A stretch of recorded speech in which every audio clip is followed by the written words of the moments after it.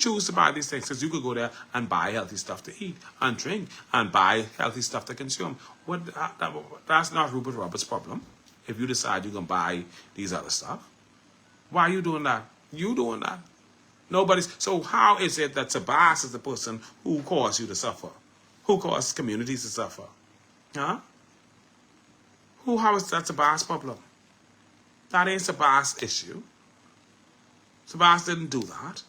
You did that. If you decide to gamble the rent money, the insurance money, the journey money, that is on you.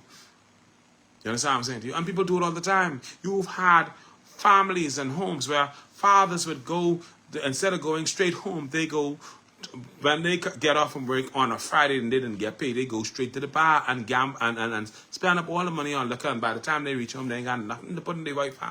They ain't got nothing to give her the picture that you need. This ain't something that just started. This been going on in this country. That's not the bar owner's problem. That's the father's problem. That's his failure. Sebas is not responsible for you making bad decisions. Sebas is a businessman. And then you have the person who dares to suggest that Sebas isn't doing anything. Sebas is always giving to charity, always having back to school events, always doing things to contribute to the community. Always. And that's the most that he can do. What you wanted to do. Shut down his business so that you can feel morally comfortable. Shut down his business so that he can. Of course, you don't have a conscience, good conscience. If you have a good conscience and good feelings about yourself, what the hell do you think this is? That's not Sebas' situation. That's not his problem. If you can't keep it together when it comes to money, that's on you. That don't have nothing to do with Sebas.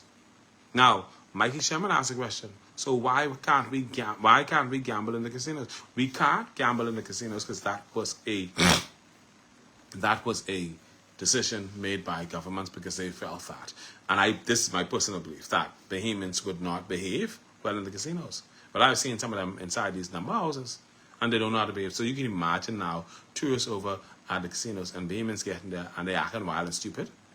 They'll kill that industry as well. Just like how they're killing other industries. And I love my Bahamian people, but we kill in these industries. Now, Lincoln Bain said something that I found interesting. Bahamians need to be made investors in these businesses. They need to be made investors in these businesses. Once they are investing in these businesses, once they become a part of the investment, once they have own shares, once they have a reason to want this business to prosper, they will be more supportive of the business, behave in a better manner, and make sure that the business is making money so that they can make money. You understand what I'm saying to you? That's what they would do. And I agree with him with that. When I listened to that this evening, I thought that was the best thing. That's my idea. I've been thinking about that a long time, but yeah. But don't blame Sebas for your failures. He has a right to run. He has a right to aspire. Don't blame Sebas because you want to sit down and spend your money in Island Lock or any of the other number houses. You do that on your own. Nobody coming to your house, coming on your job, putting a gun on you and marching you to the number house saying, yeah, you know what?